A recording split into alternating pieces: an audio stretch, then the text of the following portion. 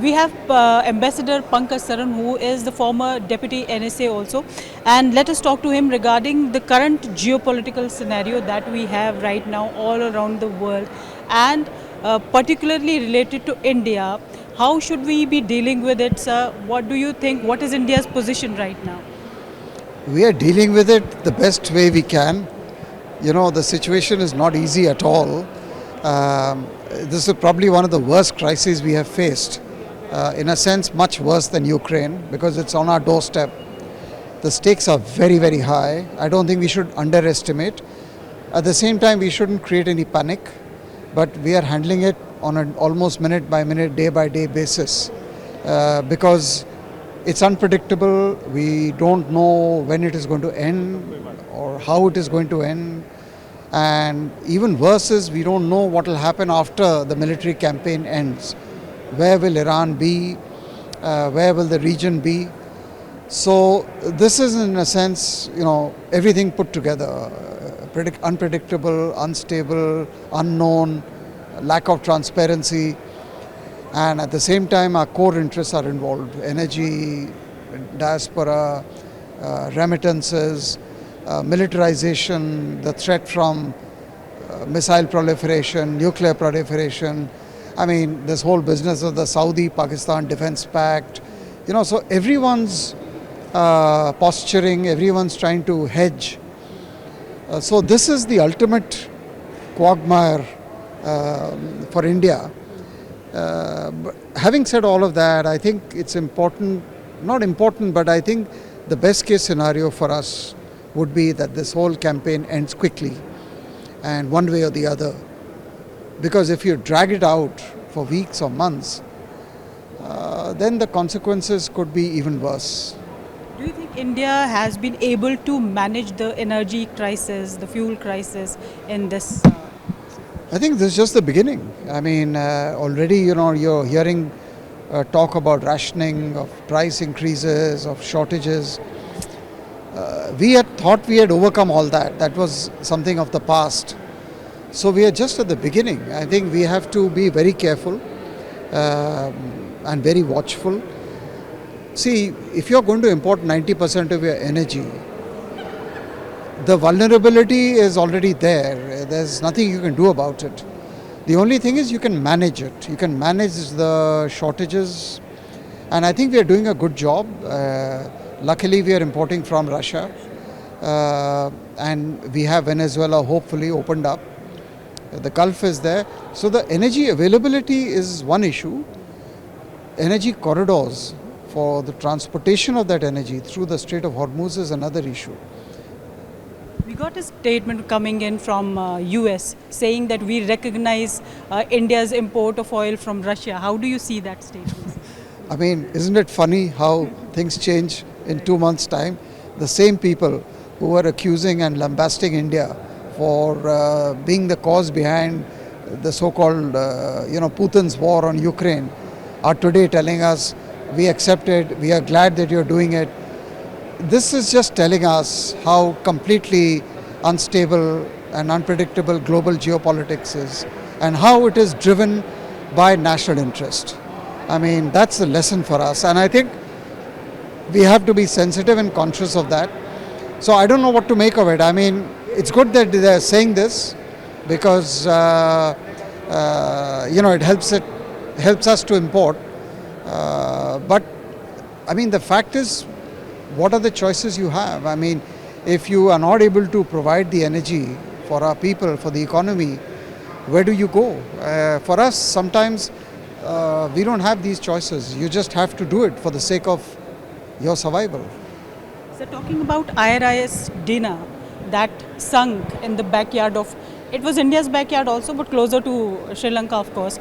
But there were a lot of questions raised by several diplomats also, former diplomats also, experts also, that this was something to do with India also because the ship was India's guest and we could have maybe saved it in some way.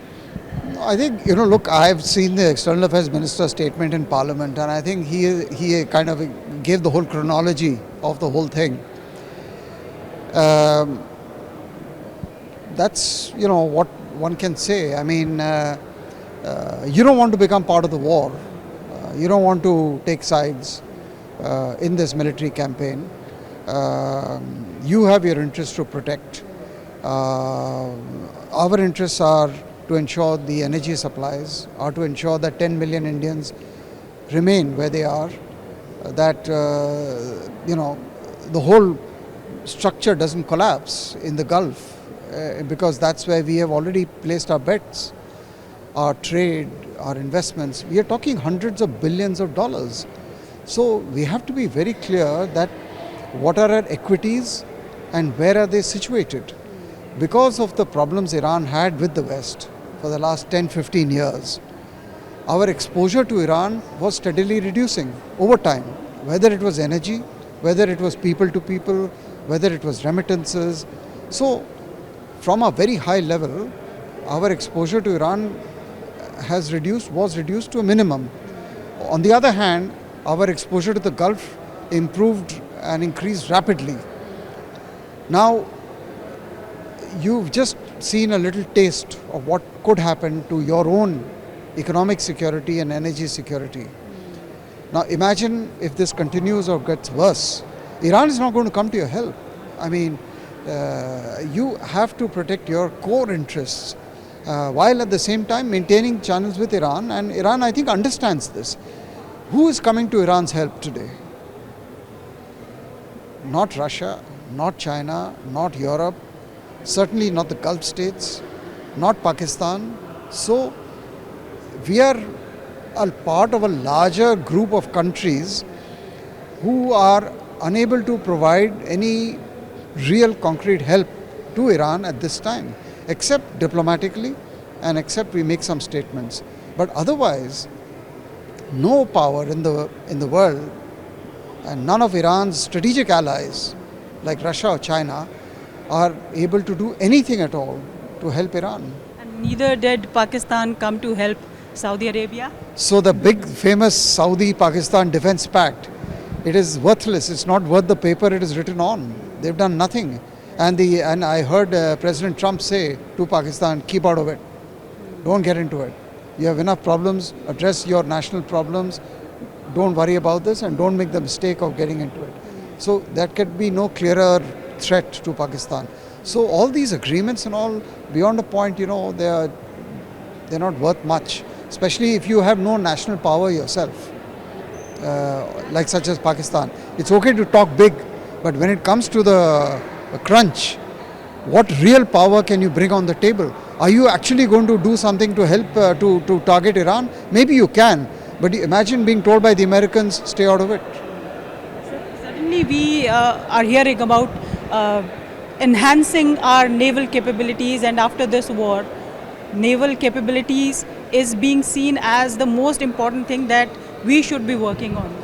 Yeah, I mean, I think so. I mean, even, remember 2 years ago, when there were problems with the Yemenis, we sent naval ships, Indian naval ships, in the Red Sea, in the Suez Canal and the Strait of Hormuz area and that Horn of Africa. We had the largest naval presence. So India's naval presence has to grow. I mean, there is no doubt. And that is happening. We just have to increase our own strength. We also have to work with friendly navies, other navies of the region, who, we have some strategic convergence with. And try to make sure that we are there where it matters, both for military operations, for HADR, for securing energy lines, for anti-piracy, and foreign presence in the Indian Ocean is nothing new. The Americans are there, the Chinese are there, the Russians are there, but not so much. So we have to help ourselves, really. And our neighbors also. And our neighbors, definitely, of course. I mean, absolutely. I mean, they're all counting on us. I heard an expert saying they are not our neighbors, they are us. That's true also. I mean, they're banking on us, the smaller Indian Ocean countries. And so we are doing that. We've done it in the past. We should do more of it in the future.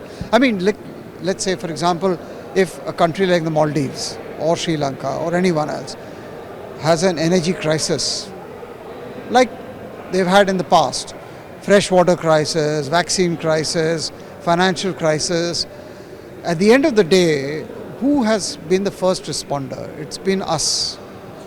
So this reality of geography and the structural reality of the region, that will always remain. It will never go away. I won't hold you much, sir. My last question. We are hearing about the finalization of BrahMos deal between India and Indonesia now. So Indonesia is going to buy India's BrahMos. It is finalized. We got to know through some sources. How do you see this now, sir? Look, if it is happening, it's very good.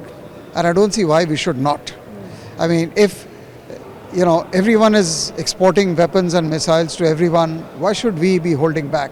I mean, the Chinese have made it a business to arm Pakistan to the teeth, Bangladesh to the teeth. I mean, 70-80% of military purchases in South Asia by Bangladesh, Pakistan, even Nepal, Sri Lanka to a great extent, are all from China. So I don't understand why, if we have the capability, we should not use it to export our defense technology to the world. I mean, the Russians are doing it, the Americans do it without any hesitation, the Chinese do it without any hesitation, the Israelis do it, the French do it.